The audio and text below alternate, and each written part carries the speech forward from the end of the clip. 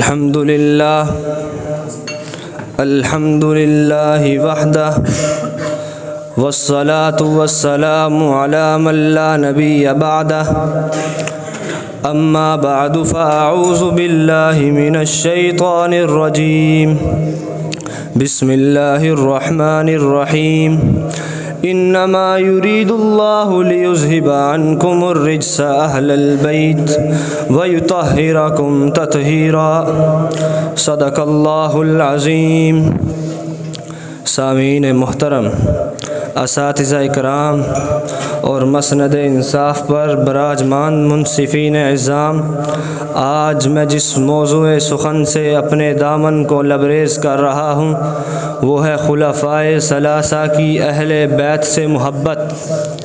سامعین محترم، نبوت کے زیر سایہ پروان چڑھنے والے انسانیت کے ماتھے کا جھومر، قرآن کے اولین مخاطب نبی کریم صلی اللہ علیہ وسلم پر فدا ہونے والے جانثار اور فرما بردار، اولئک ہم الراشدون، اولئک ہم الفائزون، اولئک ہم المؤمنون حقا، رضی اللہ عنہم ورضوا عنہ کے حقیقی مصداق، ایک ہی چھت کے نیچے بیٹھ کر نبوت سے مستفیض ہونے والے، ایک دوسرے کی خوشی اور غم میں شریک، ایک دوسرے کا بہترین دلاسا، ایک دوسرے سے دین سیکھنے اور سمجھنے والے، رحماء بینہم کی عملی تفسیر و تشریح، نبوت کی پہلی درسگاہ سے اکٹھے اکتساب فیض حاصل کرنے والے، نبوی بشارت کے انعام یافتہ، پروردگار عالم کی طرف سے اپنے محبوب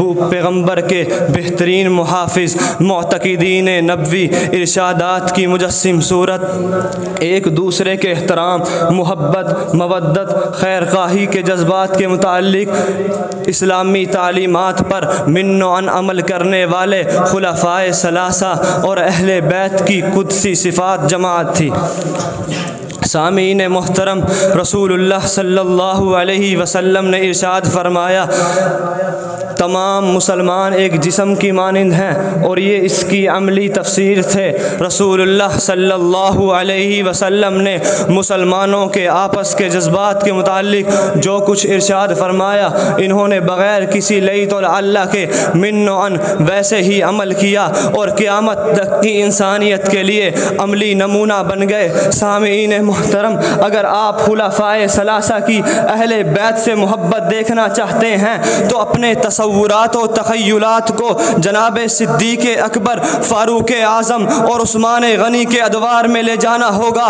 اگر ان کا پیار و محبت اہل بیت سے دیکھنا ہو تو جناب صدیق اکبر کو دیکھیے۔ آپ جب حضرت عباس رضی اللہ تعالی عنہ کو دیکھتے ان کے احترام میں کھڑے ہو جایا کرتے۔ خلیفہ ثانی حضرت عمر رضی اللہ تعالی عنہ کا اہل بیت سے عشق و محبت دیکھنا ہو تو وہ بھی بے مثال ہے۔ وہ اپنی خلافت کے دور میں حضرت عباس رضی اللہ تعالیٰ عنہ سے بارش کے لیے دعا منگوایا کرتے تھے۔ سامعین محترم، اگر آپ نے خلیفہ ثالث حضرت عثمان رضی اللہ تعالیٰ عنہ کی اہل بیت سے عشق و محبت دیکھنی ہو وہ بھی بے مثال ہے۔ آپ رضی اللہ تعالیٰ عنہ جب سواری کی حالت میں ہوتے، حضرت عباس کو دیکھتے اسی حالت میں نیچے اتر پڑتے۔ سامعین محترم، طبقات ابن سعد سے مروی ہے، حضرت عمر رضی اللہ تعالیٰ عنہ نے حضرت عباس سے فرمایا، اللہ کی قسم جس وقت آپ اسلام لائے، آپ کا اسلام لانا مجھے اپنے والد خطاب کے اسلام لانے سے زیادہ محبوب تھا۔ محترم، ابن عبد البر نے حضرت عمر رضی اللہ تعالیٰ عنہ کی روایت کو نقل کیا ہے۔ حضرت عباس رضی اللہ تعالیٰ عنہ کے بارے میں فرمایا کرتے تھے، قرآن کے بہترین ترجمان حضرت عباس رضی اللہ تعالیٰ عنہ ہیں۔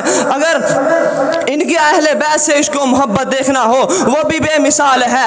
حضرت علی رضی اللہ تعالیٰ عنہ کو حضرت صدیق اکبر رضی اللہ تعالیٰ عنہ نے فرمایا تھا، خدا کی قسم حضور کے رشتہ داری کو جوڑنا میرے نزدیک میں اپنی رشتہ داری کو جوڑنے سے زیادہ محبوب سمجھتا ہوں۔ سامعین محترم، حضرت علی رضی اللہ تعالیٰ عنہ خلفائے ثلاثہ کے ادوار میں مجلس شورا کے اہم رکن، مجلس حربیہ کے چیئرمین اور قانون سازی میں ان کا بڑا عمل دخل تھا۔ سامعین محترم، ان کے مابین محبت یک طرفہ نہیں بلکہ آپسی محبت تھی۔ کنز الاعمال میں ہے، حضرت علی رضی اللہ اللہ تعالیٰ عنہ کو جب پتہ چلا کہ شیخین کے بارے میں کچھ لوگ نازیبا الفاظ استعمال کرتے ہیں، آپ رضی اللہ تعالیٰ عنہ فوراً ان کے پاس تشریف لے گئے، فرمایا خدا کی قسم جو شخص شیخین کے بارے میں نازیبا الفاظ استعمال کرے گا وہ بدبخت و لعین ہوگا، جو شخص ان سے محبت کرے گا وہ قرب الہی کے سبب ہوگا۔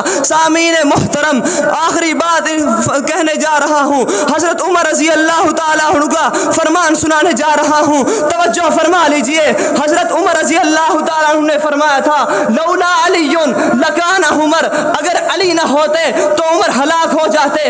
اگر اب بھی لوگ خلفائے ثلاثہ اور اہل بیت کے مابین دراڑیں پیدا کرنے کی کوشش کریں تو افسوس کے سوا کچھ نہیں۔ تو شاعر بھی کیا خوب کہتا ہے، قرآن سے دیکھتا ہوں میں تطہیر اہل بیت، قرآن سے دیکھتا ہوں میں تطہیر اہل بیت، کیسے نہ ہو میرے دل میں توقیر اہل بیت۔ اے آفتاب طیبہ، اے آفتاب طیبہ تیرے فیض نور سے، اے آفتاب طیبہ تیرے فیض نور سے سارے جہاں میں پھیلی ہے تنویر اہل بیت۔ وما علینا الا البلاغ۔